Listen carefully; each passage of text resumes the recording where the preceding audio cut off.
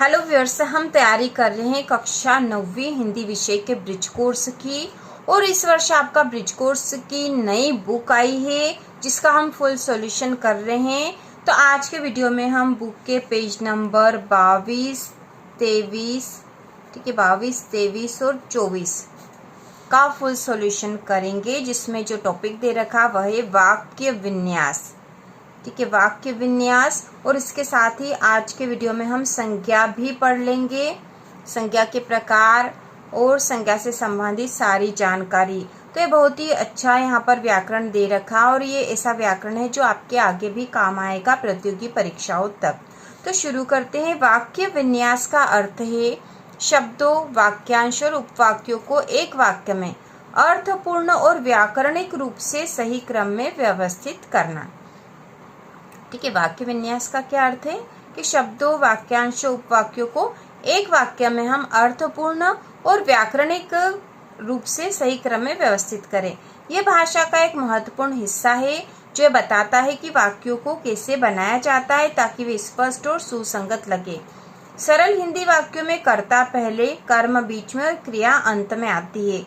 जैसे मैं भोजन करता हूँ, तो यहाँ पे कर्ता कौन है? यहाँ पे मैं जो है कर्ता है, और क्रिया है करता हूँ। ठीक है, यह क्रिया है, और कर्म है भोजन, तो मैं भोजन करता हूँ। इस प्रकार से यह सरल वाक्य है जिसमें कर्ता पहले है, कर्म बीच में है और आखिरी में ये क्रिया है।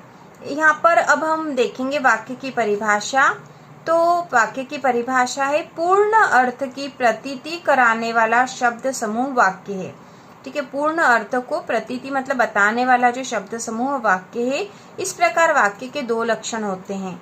दो लक्षण कौन से? शब्दों की समूहता मतलब शब्दों का समूह होता है वाक्य में, और पूर्ण अर्थ की प्रतीति मतलब इसमें कोई एक पूर्ण अर्थ निकलता है। तो यह वाक्य की परिभाषा के बाद विशेषताएं दे रखी है। विशेषताएं होती योग्यता, सार्थकता, आकांक्षा, पदक्रम, अन्वय और आसक्ति। और वाक्य रचना के घटक दो होते हैं, उद्देश्य और विधेय। इसके बाद वाक्य विन्यास के मुख्य भाग में जो दे रखे हैं वह है वाक्य के प्रकार, जो कि रचना के आधार पर है। और यह आपके हिंदी कक्षा 9वीं हिंदी व्याकरण के सिलेबस में है। रचना के आधार पर वाक्य के प्रकार तो आपको आना चाहिए। तो रचना के आधार पर जो वाक्य के प्रकार है वो 3 प्रकार के होते हैं। ठीक है, 3 प्रकार के वाक्य होते हैं, सरल वाक्य, संयुक्त वाक्य और मिश्र वाक्य। इसमें जो सबसे पहला सरल वाक्य, एक उद्देश्य और एक विधेय होता है। ठीक है, एक उद्देश्य और एक विधेय होता है। इसमें एक ही मुख्य क्रिया होती है। जैसे मोहन पुस्तक पढ़ रहा है। ठीक है, मोहन पुस्तक पढ़ रहा है कैसा वाक्य? सरल वाक्य है। दूसरा संयुक्त वाक्य, दो या दो से अधिक स्वतंत्र उपवाक्य और परंतु तथा जैसे योजकों से जुड़े होते हैं। तो इसमें दो या दो से अधिक स्वतंत्र उपवाक्य होते हैं जो और, परंतु, तथा जैसे योजक से जुड़े होते हैं। जैसे नेहा ने भोजन किया और विद्यालय चली गई। तो ये दो उपवाक्य थे स्वतंत्र, जिन्हें हमने संयुक्त करके संयुक्त वाक्य बना दिया, और से संयुक्त करा है। तीसरा है मिश्र वाक्य, एक प्रधान उपवाक्य होता है और बाकी उपवाक्य उस पर आश्रित होते हैं, जो जब, क्योंकि, यदि, तो आदि से जुड़ते हैं। उदाहरण, जो कल घर आया था वह बाहर खड़ा है। तो ये जो से इसको कर रखा है कि जो कल बाहर आया था वह बाहर खड़ा है।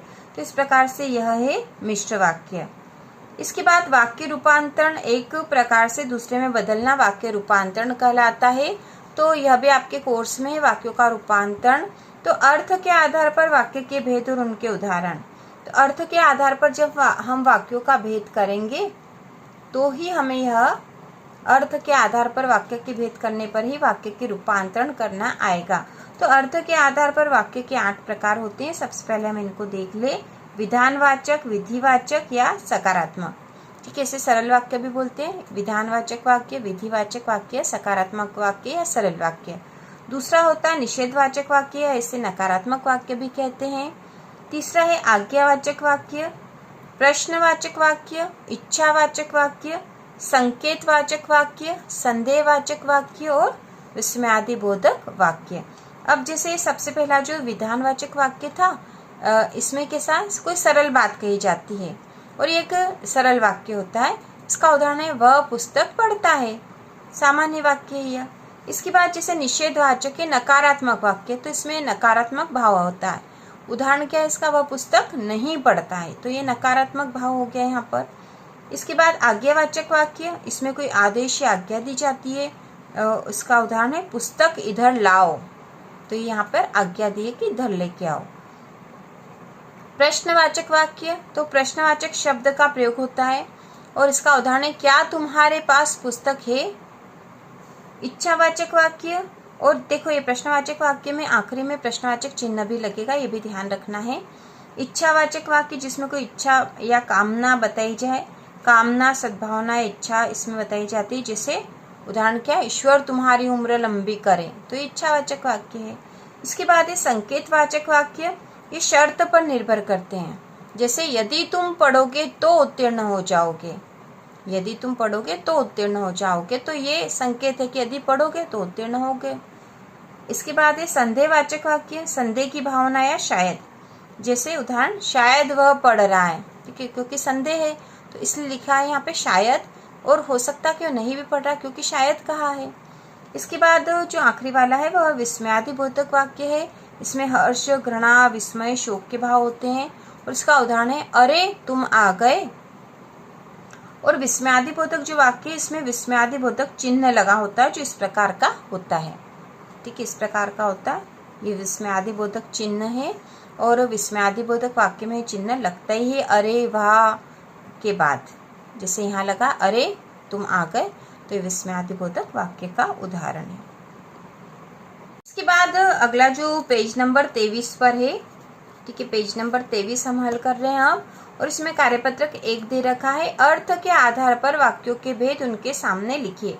तो जो अर्थ के आधार पर वाक्यों के भेद हमने देखे हैं, अब इन वाक्यों को देखकर हमको यहाँ बताना है कि कौन सा भेद है वाक्य का। तो इसमें कवाला है अरे रात भूकंप आया था, तो यह कौन सा वाक्य है, अभी हमने पढ़ा था, ये विस्मयादिबोधक वाक्य का उदाहरण है। अरे और विस्मयादिबोधक चिन्ह लगा देखो यहाँ पर, तो हम यहाँ लिख देंगे विस्मयादिबोधक वाक्य, ठीक है, हम यहाँ लिख देंगे विस्मयादिबोधक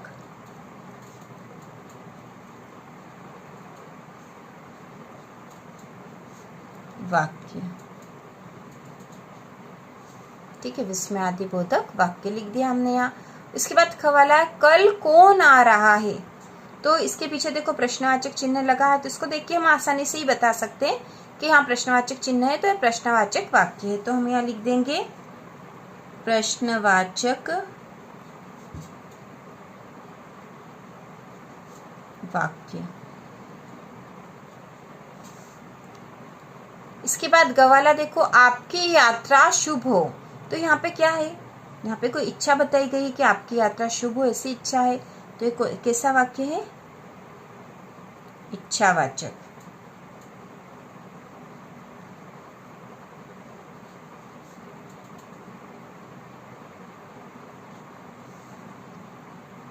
घ वाला है वह पुस्तक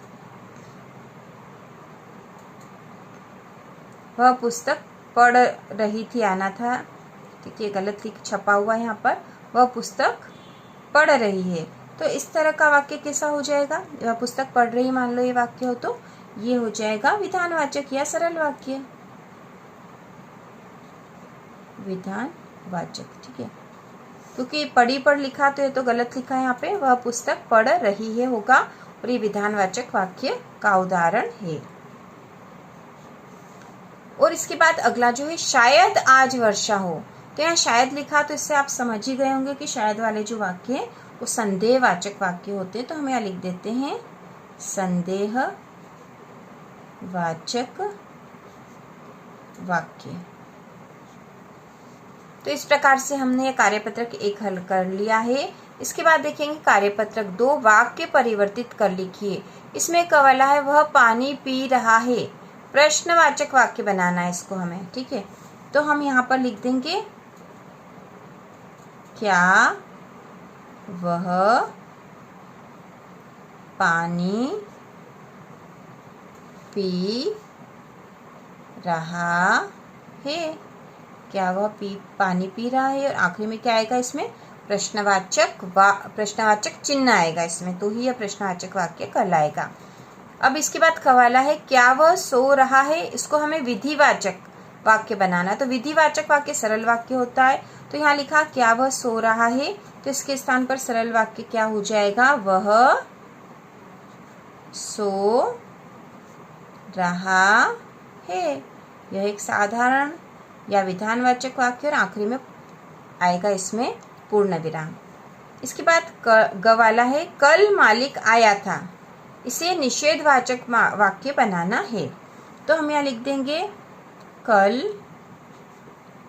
मालिक नहीं आया था, कल मालिक नहीं आया था, तो ये हो गया निषेधवाचक क्योंकि इसमें नहीं आ गया है।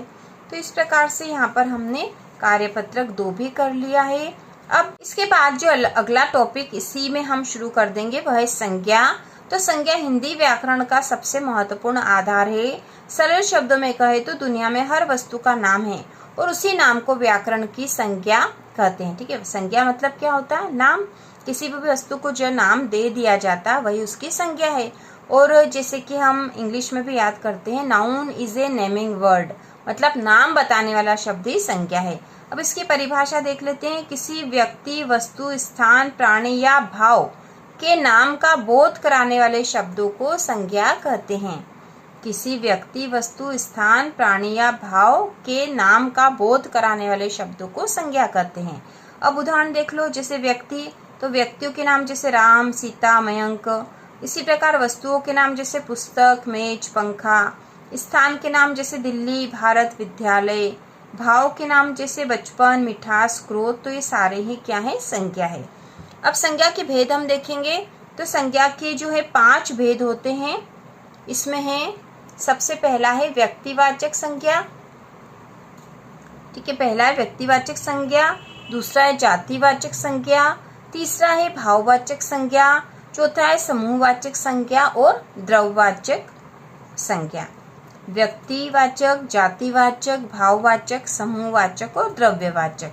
तो शुरुआत हम यहाँ पे इसको डिटेल में समझेंगे। सबसे पहले व्यक्तिवाचक संज्ञा क्या होती है, जो शब्द किसी विशेष व्यक्ति, विशेष स्थान या विशेष वस्तु का बोध कराते हैं व्यक्तिवाचक संज्ञा कहते हैं। ठीक है, जो शब्द किसी विशेष व्यक्ति, विशेष स्थान या विशेष वस्तु का बोध कराते हैं उन्हें व्यक्तिवाचक संज्ञा कहते हैं।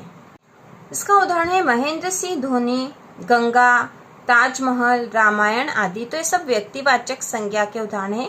जैसे महेंद्र सिंह धोनी विशेष व्यक्ति हैं, गंगा विशेष नदी का नाम है, ताजमहल विशेष जो महल का नाम है एक तरह से, और रामायण जो है विशेष पुस्तक का नाम है। इसके बाद दूसरा जो संज्ञा का भेद है वह जातिवाचक संज्ञा। जो शब्द किसी एक वस्तु या व्यक्ति का नहीं, जो शब्द किसी एक वस्तु या व्यक्ति का नहीं बल्कि पूरी जाति या वर्ग का बोध कराते हैं उन्हें जातिवाचक संज्ञा कहते हैं। इसका उदाहरण है लड़का, नदी, पहाड़, शहर आदि। ठीक है, तो यहाँ पे जातिवाचक संज्ञा में किसी एक वस्तु या व्यक्ति का नहीं बल्कि पूरी जाति या वर्ग का बोध होता है, वही जातिवाचक संज्ञा है। उदाहरण जैसे लड़का, तो इसमें कोई सा भी लड़का हो सकता है, कोई विशेष लड़के का तो बताया नहीं है। नदियों में कोई सी भी हो सकती है, पहाड़ कोई सा भी हो सकता है, शहर भी कोई सा भी हो सकता है। अब तीसरा जो है इसका प्रकार वो है भाववाचक संज्ञा। जिन शब्दों से किसी वस्तु या गुण, दोष, दशा, अवस्था या मन के भावों का पता चलता उन्हें भाववाचक संज्ञा कहते हैं। ठीक है, जिन शब्दों से किसी वस्तु, यहाँ पे आना चाहिए थे वस्तु के गुण दोष, किसी वस्तु के गुण दोष, दशा, अवस्था या मन के भावों का पता चलता उन्हें भाववाचक संज्ञा कहते हैं। इन्हें हम छू नहीं सकते, केवल महसूस कर सकते हैं। भाववाचक संज्ञा में वो शब्द होते हैं, मतलब वो शब्द होते हैं जो भाव का बोध कराते हैं। इसके उदाहरण है बुढ़ापा, ईमानदारी, थकावट और सुंदरता। इसके बाद चौथा प्रकार है समूहवाचक संज्ञा। जो शब्द किसी एक वस्तु या व्यक्ति का नहीं बल्कि पूरे समूह या समुदाय का बोध कराते हैं इन्हें जातिवाचक का ही उपभेद माना गया। ठीक है, समूहवाचक में जो शब्द किसी एक वस्तु या व्यक्ति का नहीं बल्कि पूरे समूह या समुदाय का बोध कराते हैं, तो पूरे समूह का बोध कराने वाले तो हम जातिवाचक संज्ञा में भी इसी प्रकार के शब्द लाते हैं। तो ये जातिवाचक संज्ञा का एक उपभेद है। जैसे सेना, कक्षा, भीड़, गुच्छा। तो तो ये समूहवाचक संज्ञा के उदाहरण है। इसके बाद है पांचवा द्रव्यवाचक संज्ञा, जिन शब्दों से किसी धातु पदार्थ का बोध हो जिसे मापा या तोला जा सकता है, गिना नहीं जा सकता। तो ये होते हैं द्रव्यवाचक संज्ञा, जिन शब्दों से किसी धातु पदार्थ का बोध होता है जिन्हें मापा या तोला जा सकता है लेकिन गिना नहीं जा सकता। उदाहरण है सोना, चांदी, पानी, तेल आदि। अब यहाँ पर एक हमें यहाँ पहली दे रखी है, आओ संज्ञा के प्रकारों को ढूंढे। यहाँ दे रखा है संज्ञा भूल भुलैया खेल। अब देखो क्या पूछा है नीचे हमसे, कार्यपत्रक 1 दे रखा है। यहाँ ऊपर दिए भूल भुलैया खेल में से संज्ञा के प्रकारों को ढूंढकर रिक्त स्थान को भरिए। तो हमें संज्ञा के प्रकार ढूंढना है और यहाँ लिखना है। तो यहाँ पर इसको हमने सॉल्व कर लिया है पूरा। यहाँ पर ऊपर से हमें संज्ञा शब्दों को चाट कर लिखना था। तो जैसे व्यक्तिवाचक संज्ञा में हम लिख देंगे अमन, गंगा, ताजमहल। जातिवाचक संज्ञा में यहाँ पर हम, वह, लड़का, तुम, पर्वत। लेकिन यहाँ पे जो हम, वह और तुम लिखा वास्तव में ये सर्वनाम होते हैं। यहाँ पे वैसे जो लड़का और पर्वत ही आना चाहिए था। इसके बाद है भाववाचक संज्ञा, इसमें है गोरा, अच्छा, बुढ़ापा, ईमानदारी। तो ये भाववाचक संज्ञा है। समूहवाचक में हम लिख देंगे सेना, कक्षा, भीड़ और द्रव्यवाचक में आ जाएगा तेल। तो इस प्रकार से यह पूरा ही सॉल्यूशन हो गया है। इसके बाद इसी में पेज नंबर 25 पर, ठीक है, पेज नंबर 25 पर कार्यपत्रक 2 दे रखा है और यहाँ दिया है निम्नलिखित वाक्यों में से संज्ञा एवं उसके भेदों के नाम छांटकर तालिका में लिखिए। तो यहाँ वाक्य दे रखे, इसमें से हमें संज्ञा छांटनी और उसका संज्ञा का भेद लिखना है। जैसे पहला वाक्य लड़के खेल रहे हैं, तो यहाँ लड़के जो है यह संज्ञा है और जातिवाचक संज्ञा का उदाहरण है यह। दूसरा है यह पुस्तक पुरानी है, तो यहाँ संज्ञा कौन सी है, पुस्तक, और यह भी जातिवाचक संज्ञा का उदाहरण है। तीसरा वाक्य गंगा हिमालय से निकलती है, तो यह संज्ञा है, गंगा भी संज्ञा और हिमालय भी है, और यह संज्ञा का उदाहरण है, व्यक्तिवाचक संज्ञा का उदाहरण है। चौथा है सबके साथ प्रेम का व्यवहार करो, तो यहाँ जो प्रेम है यह भाववाचक संज्ञा का उदाहरण है, ठीक है, भाववाचक का। और 5वें नंबर पे गोपाल कृष्ण गोखले बचपन से तेज बुद्धि के थे, तो यह संज्ञा का है गोपाल कृष्ण गोखले, जो कि एक विशेष व्यक्ति हैं और व्यक्तिवाचक संज्ञा का है उदाहरण है। तो इस प्रकार से हमने पेज नंबर 25 तक का सॉल्यूशन कर लिया है। पेज नंबर 25 पर ही आगे है सर्वनाम, जो कि हम अगले वीडियो में तैयार करेंगे। तो इसी प्रकार के और वीडियो देखने के लिए, कक्षा 9वीं की संपूर्ण तैयारी करने के लिए चैनल को सब्सक्राइब कीजिए।